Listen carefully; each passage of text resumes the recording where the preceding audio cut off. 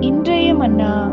கிறிஸ்துவுடனே கூட சிலுவையில் அறையப்பட்டேன், ஆயினும் பிழைத்திருக்கிறேன். இனி நான் அல்ல, கிறிஸ்துவே எனக்குள் பிழைத்திருக்கிறார்.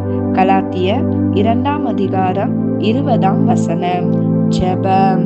எங்களுக்காக சிலுவையில் அறையப்பட்ட எங்கள் தேவனாகிய கர்த்தாவே, உமக்கு ஸ்தோத்திரம். நீர் எங்களுக்காக பல பாடுகளை சகித்து கொண்டு, பல வேதனைகளை சுமந்து கொண்டு, எங்களுடைய பாவங்களை சுமந்து கொண்டு, எங்களுக்காய் சிலுவையில் உம்முடைய இரத்தத்தை ஈவாய் செலுத்தினதற்காக உமக்கு ஸ்தோத்திரம். அதே போல் நானும் கிறிஸ்துவுக்குள் என்னுடைய ஆவியை சிலுவையில் அறைந்திருக்கும்படியும், என்னுடைய மாம்சத்தின் கிரியைகள் வெளிப்படாதபடிக்கு கிறிஸ்துவின் சுபாவத்தை நான் வெளிப்படுத்த எங்களுக்கு உதவி செய்யும்படி இயேசுவின் நாமத்தில் ஜெபிக்கிறேன் நல்ல பிதாவே.